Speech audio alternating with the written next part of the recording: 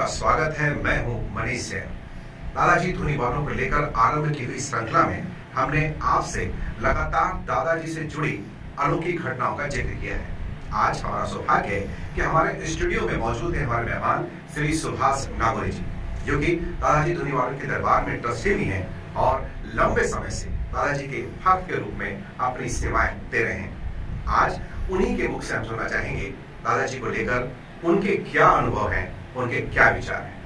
नमस्कार नागोरी जी, हमारा सौभाग्य है कि हम आपसे रूबरू हो रहे हैं। मैं समझता हूँ कि लगभग 50 साल से आप दादाजी जुड़े हुए हैं। मैं बतौर ट्रस्टी नहीं बल्कि दादाजी के भक्त के रूप में चाहूँगा कि आपका भगवान के प्रति क्या अनुभव रहा है। देखिए, 1930 में दिसंबर में बड़े दादाजी महाराज ने खंडवा में यहाँ पर समाधि दिया। किसी को सपने में भी मालूम नहीं था कि परमात्मा यहाँ आकर के विराजित होंगे।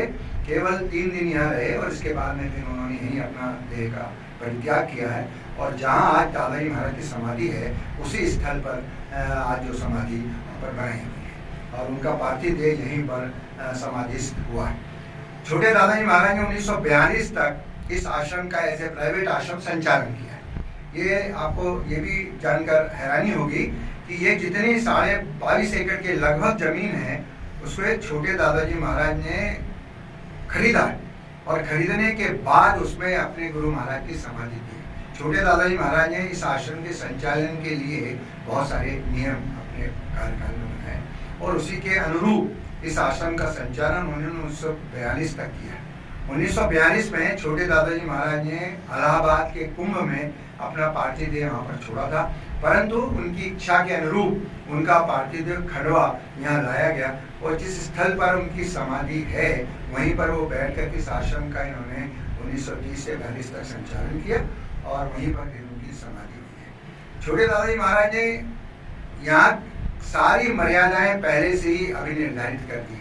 मैं समझता हूँ कि किसी भी तीर्थ स्थल पर या मंदिर में कहीं ऐसा नहीं लिखा होगा कि पहले आप इनको मानते हो तो यहाँ है, परंतु 10/3/1935 का एक जो बोर्ड है नोटिस तरफ से दादा दरबार, उसमें एक पहली लाइन है कि दादाजी को न मानने वाले यहाँ न। वो बोर्ड आज तक वहाँ चस्पा किया हुआ है। वो चस्पा लकड़ी का बोर्ड है और उसी हालत में जैसा छोटे दादाजी महाराज ने उसको वहाँ पर रखा था, उसी अनुरूप उसको वहाँ पर रखा गया है। तो उसका आशय यही था कि ये उन्होंने ये कोई परिकल्पना नहीं की कि यहाँ पर लाखों लाख लोग आए या ना आए। उनका एक ही उद्देश्य था कि ये स्थल मेरे गुरु महाराज का, परमात्मा का स्थल है और यहाँ पर अनावश्यक रूप से कोई लोग आकर के प्रवेश करके और ये न करें। तो एक और उसमें विशेष बात है कि 1923 में बड़े दादाजी महाराज के जब वो थे और पंडित गंगाधर जी ब्रह्मचारी ने केशव विनय करके किताब लिखी गई है और उसमें उन्होंने सारे दादाजी महाराज के संदर्भ में उन्हें किस रूप में उस समय लोग मानते थे वो सारी बातें उसमें आई। उसे पढ़ करके ऐसा लगता है कि वास्तव में उस समय जो परिकल्पना थी और आज भी जो परिकल्पना है उनमें बड़े दादाजी महाराज को शिव का अवतार मानते हैं, छोटे दादाजी महाराज को जो है विष्णु का अवतार मानते हैं। और यहाँ तक कि उस केशव विनय में तो ये भी लगा कि राम भी तू है, कृष्ण भी तू है, मुस्लिम के मोहम्मद भी तू है, दत्तात्रेय भी तू है, दुर्गा तू है, काली तू है, इवन ईसा मसीह भी तू है। तो इस तरह से उन्होंने समग्र स्तुतियां जो हैं वो उसमें लिखी हैं। और एक बहुत विशेष बात ये है कि बड़े दादाजी महाराज के समक्ष उन्होंने वो किताब अपनी समाधि की पेश की थी और उसे सुनाया। तब बड़े दादाजी महाराज ने अपने मुखारविंद से कहा था कि इस किताब में हमारे गुप्त मंत्र भरे पड़े और उन्होंने यहाँ तक भी जैसा बीमा करते हैं तो उन्होंने इस तरह से भी किया है कि उसमें पहली प्रीफेस लाइन लिखी कि जो व्यक्ति पूरे श्रद्धा और भाव से इसको लगातार 6 महीने तक पढ़ेगा तो निश्चित रूप से उस पर दादाजी महाराज की असीम कृपा होगी, जो जिस भी दुख दर्द है वो सारे दूर होंगे। तो ऐसा एक केशव विनय की किताब है जो कि पंडित गंगाधर जी ब्रह्मचारी जी ने किया। और एक और उसमें विशेष बात है कि उन्होंने लिखा प्रीफेस में कि इस किताब को लिखने का और इसमें जो भाव है उसमें उनका मंतव्य किसी के मत को परिवर्तन करने का नहीं है। जो राम को माने राम को माने, कृष्ण को माने कृष्ण को माने, परंतु जो दादाजी महाराज के भक्त हैं उनके लिए गीता है और आखिरी में उन्होंने ये लिखे आकाशान पतितम तोयम यथा गच्छति सागरात सर्वदेव नमस्कारम केशवम प्रति गच्छति। तो केशवानंद जी के चरणों में आपका प्रणाम जाएगा। इसलिए ये भी भाव नहीं रखें कि आप शिव मंदिर में जा रहे हैं, आपने वहाँ प्रणाम किया, राम मंदिर में जा रहे हैं, वहाँ आपने प्रणाम किया, तो आपको मन में आया कि हमने भगवान को नहीं माना, हम तो दादाजी को मानते हैं। तो उनका नहीं, वहाँ भी प्रणाम किया तो वो भी आपके दादाजी महाराज के श्री चरणों में ही। ऐसा भी प्रचारित है कि एक बार छोटे दादाजी महाराज जब थे और किसी ने कुछ पुस्तकें साहित्य दादाजी से संबंधित प्रकाशित करके लाए थे, तो दादाजी ने कहा था कि नहीं, इसकी आवश्यकता नहीं है। वो ये था कि उन्होंने यहाँ भी कहा कि जो कागज पर लिखेगा ये वो काला करेगा तो उसका मुंह काला होगा। ये भी एक कल्पनाएं थी उस समय, परंतु उनका ये ध्येय था कि उनका मेरे परमात्मा के को प्रचारित करने का कोई उद्देश्य उनका नहीं था। सीधी सी बात ये है कि और उन्होंने नियमों में भी लिखा है कि दादाजी महाराज के प्रीत्यर्थ कहीं भी प्रचार प्रसार करने के उद्देश्य से कुछ न करना, यानी वहां आकर के किसी का स्वागत करें, ये करेंगे, उन्होंने परिकल्पना होकर नहीं की थी। सभी के आज हम देखते हैं गुरु पूर्णिमा पर लाखों लाख लोग यहाँ पर आते हैं और हर आदमी का अपना व्यक्तिशः अनुभव जो है वो दादाजी महाराज के साथ जुड़ा है। यहाँ की जो पूजन पद्धति है उसके बारे में बहुत कम शब्दों में बताना चाहूँगा कि ये आश्रम 24 घंटे खुला रहता है। यहाँ कोई पंडा पुजारी नहीं है, यहाँ पर कोई सेवा पूजा करने के लिए कोई ऐसा नियम वैसा नहीं है। अखंड धुनी है। 1930 से बड़े दादाजी के समाधि होने के समय से ही ये धुनी वैसी के वैसी दिन और रात प्रज्वलित रहती है। लाखों लाख नारे ला करके वहाँ स्वाहा होते हैं। वो कहा है कि धुनी की खुद भस्म दे नासत नाना रोग, तन मन यो शुद्ध कर सभी साधता योग। तो ऐसी वो धुनी की जो भस्म है उसमें नारियल का हवन होता है, उस नारियल का जो ऊपर का भाग है नट्टी का उसका भी हवन होता है, शक्कर घी और दूसरी सारी मेवा मिष्ठान है उनका नियमित हवन होता है। तो एक यज्ञ हम करते हैं छोटा सा 9 दिन के लिए या 15 दिन के लिए जैसा भी होता है, 9 चंडी यज्ञ है, तो वो उसमें अपना उस वातावरण को शुद्ध करता है। तो यहाँ जब 1930 से इसी तरह जो समाधि के सामने इस तरह अखंड धुनी जो प्रज्वलित है, तो यही एक मैं समझता हूँ कारण होगा कि वहाँ पर जाने के साथ ही प्रत्येक व्यक्ति को एक असीम शांति का अनुभव होता है, क्योंकि उस वातावरण में जो है वहाँ पर ये पूरा वातावरण जो है उससे सुगंधमय भी कहते हैं कि दादाजी की समाधि जीवंत समाधि है, धुनी जो है वो जागृत धुनी है। दादाजी के मंदिर में प्रवेश करते समय हम और आप तो ठीक हैं, हम लोग पूरे योगी नहीं हैं, परंतु जितने योगी और सन्यासी जो लोग आए हैं वो आकर के अंदर जैसे प्रवेश करते हैं तो वो बोलते हैं जागृत इसलिए है कि वहाँ जाकर के उनको एक अतीव अनुभव जो है वो समाधि के सामने आसपास उस पूरे वातावरण में होता है। और इसीलिए वो न केवल अपूर्व शांति परंतु उनमें एक विचित्र अनुभव, जैसा मंदिरों में अपन जाते हैं तो वहाँ जो नाम के उच्चारण मात्र से उस जगह की शुद्धि होती है, परंतु यहाँ तो 24 घंटे जो है वो दादाजी महाराज का स्मरण वहाँ पर लोग करते रहते हैं। तो ये भी मैं समझता हूँ कारण है जो कि वहाँ पर जाने के साथ ही आदमी का असीम शांति का अनुभव होता है। डॉक्टर जी, मैं ये चाहूँगा कि एक लंबे समय तक आप दादाजी के सेवा में रहे हैं, ऐसा कोई अनुभव आपका साझा हुआ हो या ऐसे कोई भक्त ने आपको अपना अनुभव बताया हो?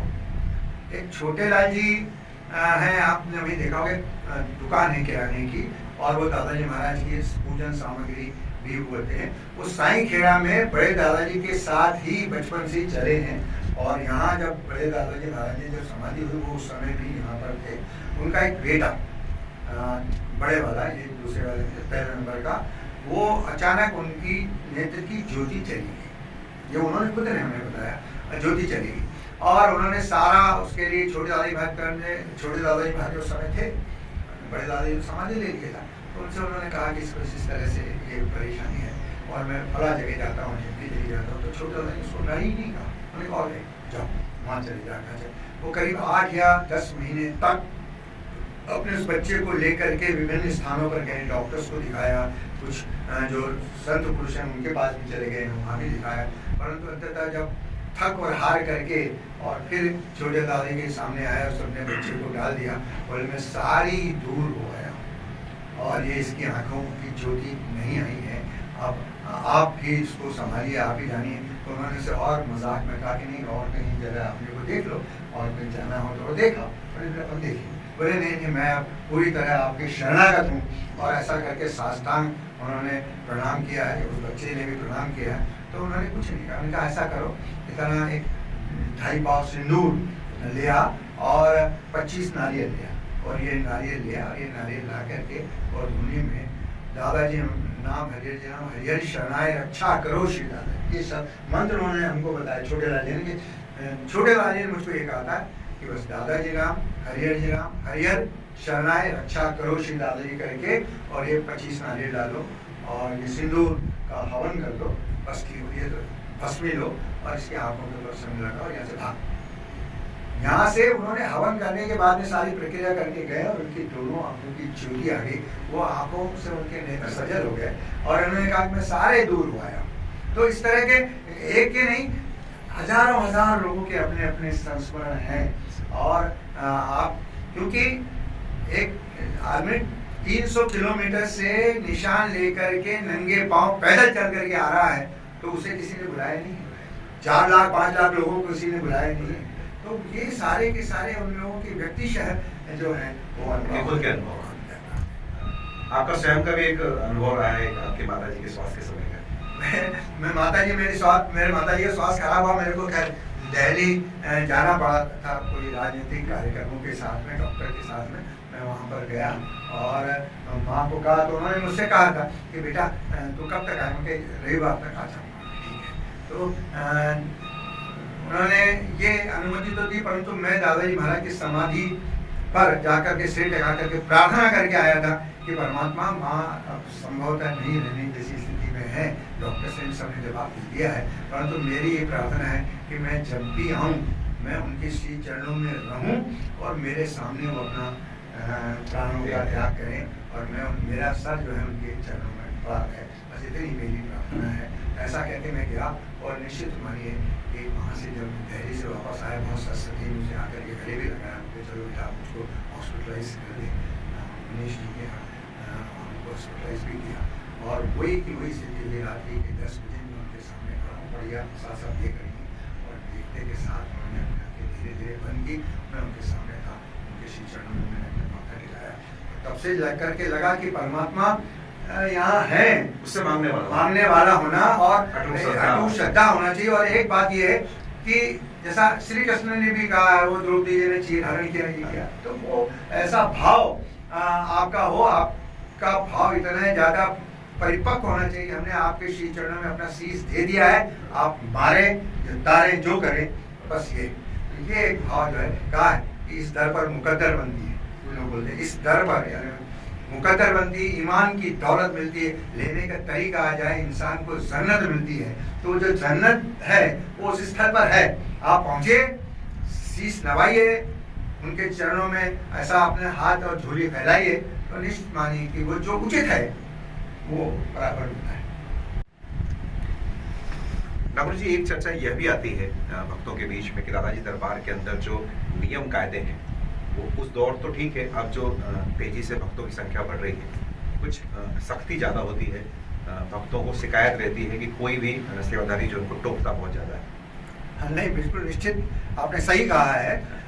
मैं समझता हूँ कि आप किसी भी मंदिर में जाएं या कहीं और भी चले जाएं, तो आपको हमेशा हर मंदिर में ये कहने को वाले तो बहुत सैकड़ों मिल जाएंगे कि हाँ ये करिए, यहाँ ये करिए, यहाँ ये करिए, यहाँ ये पूजन करिए, ये सामग्री ले जाइए, फूल ले जाइए, पत्ती ले जाइए, दूध ले जाइए, परंतु क्या करिए ये कहने वाले सैकड़ों मिलेंगे, परंतु क्या नहीं करिए ये कहने वाला एक भी बंदा मुझको अन्य जगहों पर नहीं मिला।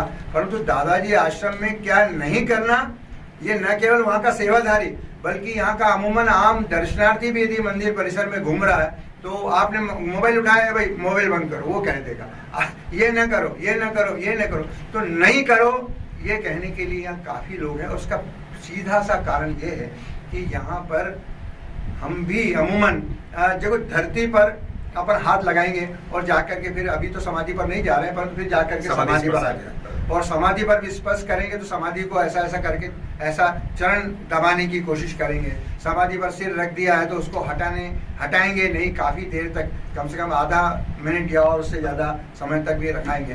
तो ये जो है तकलीफ, यहाँ एक पुजारी थे, वो उनका ये कहना था कि आप जैसा सिक्का उछाला और वो नीचे गिरा, या आपने किसी अग्नि को लगाया हाथ और आप जैसा उस झटके से आप वापस हटाते हैं, तो ठीक उसी अनुरूप आपको यहाँ पर समाधि पर भी सर लगा करके तत्काल हटा लेना चाहिए, क्योंकि ये परमात्मा की समाधि है और यहाँ पर इतना तेज है, उसको ऐसा मानिए।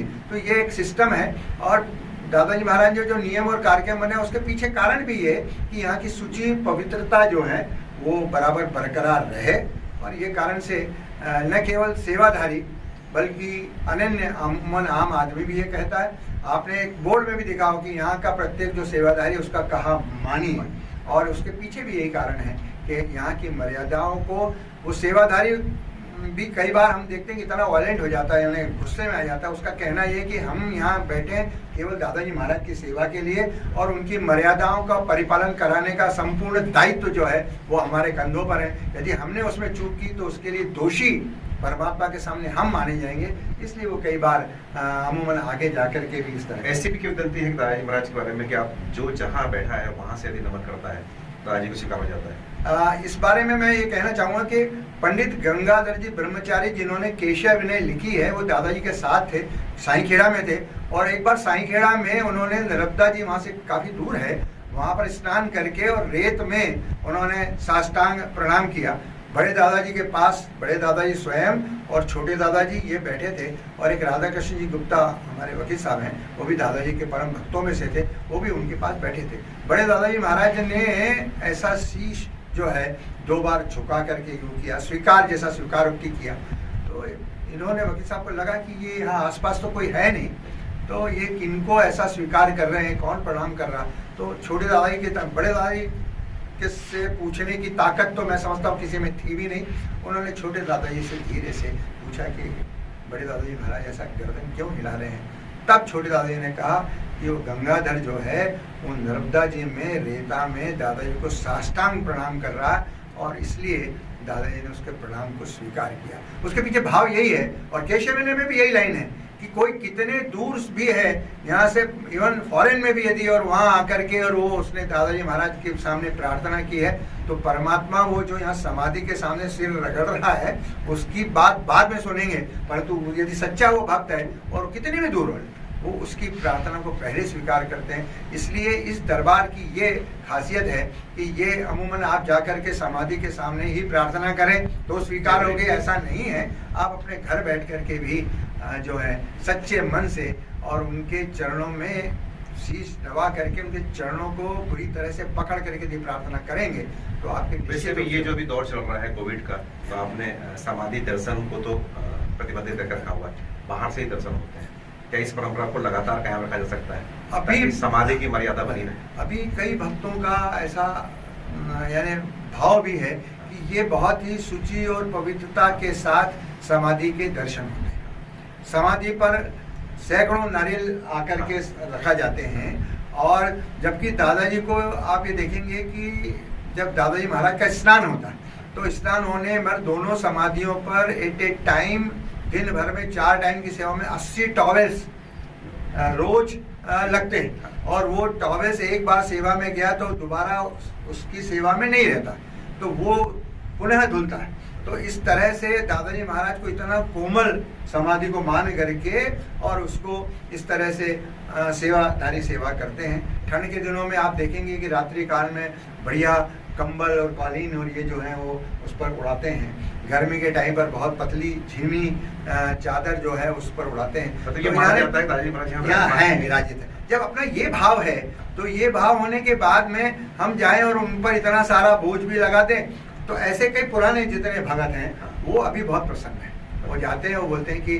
दादाजी महाराज का हमको इतना सुंदर दर्शन होता है। फूल पत्तियां जो हैं बाजार में अपन जाते हैं, धूल भी उड़ रही है, ये भी उड़ रहा है, इसकी शुद्ध मर्यादा किसी समय। तो अभी भी जो है दादाजी महाराज के यहाँ बगीचे से फूल तोड़ करके उस बगीचे के आए हुए फूल को जब साफ किया जाता है तो हम अमूमन हमने तो पहले भाई कुछ दिनों पहले ही देखा कि इतना एक एक फूल को बिल्कुल तराशते हैं, उसकी पत्तियां अलग हटाएंगे, ये हटाएंगे, हाँ डंडल अलग हटाएंगे, उसमें जरा सा भी कोई दोष वाला फूल नहीं होना चाहिए। तो इस प्रकार से जब साफ करके अपन इतना परमात्मा को समर्पित करते हैं तो ये भाव अभी अमूमन भक्तों में है। ये बहुत ही अच्छा तरीका है अभी का, और ये अमूमन यदि आगे रहे तो सब लोग यदि चाहेंगे तो वो भी करना उचित रहेगा। बहुत बहुत धन्यवाद। आपसे अगले अंक में फिर मुलाकात।